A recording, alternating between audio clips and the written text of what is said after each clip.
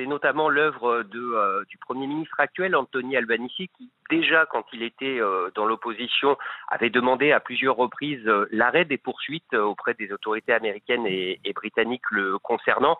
Et forcément, cette pression, elle a pris plus d'ampleur lorsqu'il est devenu Premier ministre il y a 2 ans. Ainsi, par exemple, on sait qu'il a plaidé directement la cause de Julian Assange auprès de Joe Biden l'année dernière lors d'une rencontre à Washington.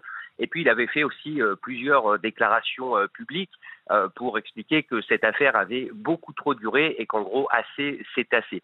En plus de cette intervention du Premier ministre, il y a aussi au sein du Parlement australien vraiment un accord transpartisan sur cette affaire. Et ainsi, l'année dernière également, une délégation de parlementaires australiens se sont rendus à Washington pour également défendre la cause de Julian Assange. Et il y a encore quelques mois seulement, c'était en février, une motion adoptée à la quasi-unanimité implorait également les gouvernements américains et britanniques de permettre à Julian Assange de rentrer en Australie. Alors, à la nouvelle qui vient de tomber, on a eu quelques réactions politiques, mais pas en revanche de la part du gouvernement qui estime que ce ne serait pas approprié tant que cette fameuse audience n'aura pas rendu une décision.